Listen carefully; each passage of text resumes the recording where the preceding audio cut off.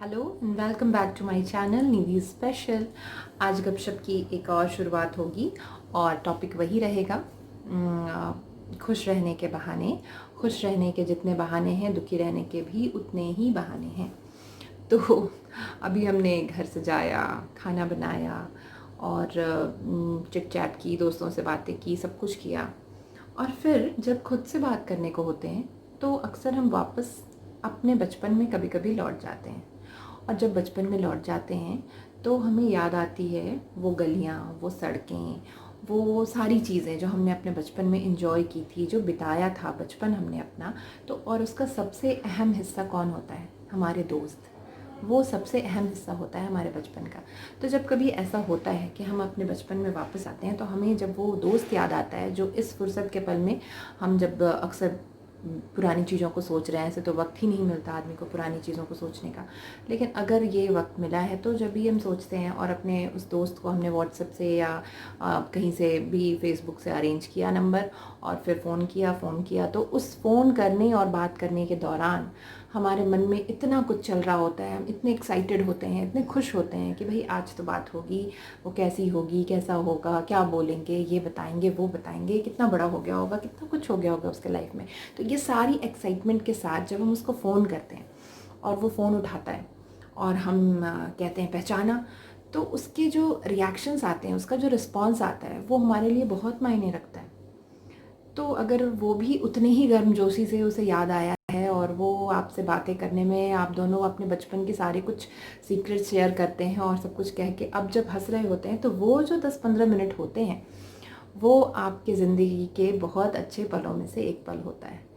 तो आप बहुत खुश होते हैं उस वक्त और मज़ा आ जाता है। तो खुश रहने का एक तो बहाना ये है कि हम अपने दोस्तों को ज़रूर याद करें, लेकिन अपोज़िट उसके एक दूसरी चीज़ ये होती है कि जब हम इतने एक्साइटेड हैं और अगले ने फ़ोन उठाया और रिस्पॉन्स बिल्कुल ठंडा आया तो आप क्या करते हैं? आपका मूड बहुत ऑफ हो जाता है और आप ये सोचते हैं कि हमने बेकार ही फ़ोन कर दिया, मुझे तो ऐसा नहीं करना चाहिए था, और आप बहुत दुखी हो जाते हैं। आपको लगता है कि यार एक तो ऐसे ही पहले से मूड ऑफ था और मैंने ये करके और अपना मूड ख़राब कर लिया। तो हमें क्या करना चाहिए उस वक्त? हमने क्या किया? हमने अपनी खुशी के लिए, खुद को अच्छा लगे इसलिए फ़ोन किया, लेकिन वापस में हमें वैसा रिस्पॉन्स नहीं मिला तो हमारा ईगो सेटिस्फाइड नहीं हुआ। हमें लगा कि अगले ने तो मतलब हमें वैसा रिस्पॉन्स नहीं दिया, तो हम दुखी हो जाते हैं।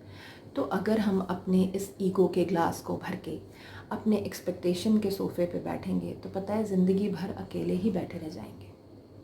कभी भी एक्सपेक्टेशन किसी भी रिलेशन में मत कीजिए ज़्यादा। वैसे तो एक्सपेक्टेशन एक्सपेक्टेशन ना करना ये बहुत ही अननेचुरल है। अगर हम ये खुद से एक्सपेक्ट करें कि हम एक्सपेक्ट ना करें किसी से कुछ, तो ये बहुत अननेचुरल है। बट हाँ, ये छोड़ दीजिए अपनी लाइफ को, ज़्यादा एक्सपेक्ट मत कीजिए किसी से। जो पल आपने दूसरों के लिए कुछ करने के लिए बिताए हैं, बस वो उस वक्त ही बिताए हैं और वो आपने सचमुच में अपने खुश रहने के लिए बिताए हैं, खुद को खुश करने के लिए बिताए हैं। अगर किसी के लिए कुछ कर रहे हैं तो वो आप कर रहे हैं, आपको किसी ने कहा नहीं है, आपने खुद अपनी मर्ज़ी से अपने अंदर की खुशी के लिए वो काम किया है। तो एक्सपेक्ट मत कीजिए, क्योंकि एक्सपेक्टेशन सबसे बड़ा दुखी रहने का कारण है। हम अक्सर ये सोचते हैं कि पहले तो हम शुरुआत ही नहीं करते हैं किसी को ये कहना कि तुम हमारे लिए ये कर दो, क्योंकि हम एक्सपेक्ट करते हैं कि अगला हमसे ये कहे कि भाई क्या हम ऐसा कर सकते हैं, क्या मैं तुम्हारी मदद कर सकता हूँ। क्यों? अगले को कैसे पता चलेगा कि आप क्या सोच रहे हैं? अगले को नहीं पता है। आपके किसी रिएक्शन से अगले को सपना नहीं आ जाता है कि वो ऐसा सोचे कि ये मेरे बारे में ऐसा सोच रही है। तो एक्सपेक्टेशन सबसे बड़ी वजह है, इसको बिल्कुल बंद कीजिए। इस तरह से बंद कीजिए कि इसको दिमाग में आने ही मत दीजिए कि मुझे किसी से एक्सपेक्ट करना है। वो खुल के दिल से किसी के लिए कुछ कीजिए और बस भूल जाइए, और वापस आपको बहुत कुछ पॉजिटिव मिलने वाला है। यकीन कीजिए, ऐसा ही होता है। जब हम किसी के लिए सच्चे दिल से कुछ करते हैं तो वापस ज़रूर आता है। तो बस खुश रहने के लिए दिल से सब कुछ करना है, वापस मिलने की उम्मीद नहीं करनी है, क्योंकि वो हम ही को हार्म करता है जब हम कुड़ते हैं, जलते हैं और ये सोचते हैं कि उसने मेरे साथ ऐसा नहीं किया जबकि मैंने उसके साथ ऐसा किया था। तो बिल्कुल बंद करना है हमें ये चीज़, अगर हम सच में स्वार्थी हैं और ख़ुद को खुश रखना चाहते हैं तो। और अगर खुश नहीं रहना चाहते हैं तो हम सोच सकते हैं, क्योंकि ऑप्शन हमारे ही हाथ में है। Thank you so much.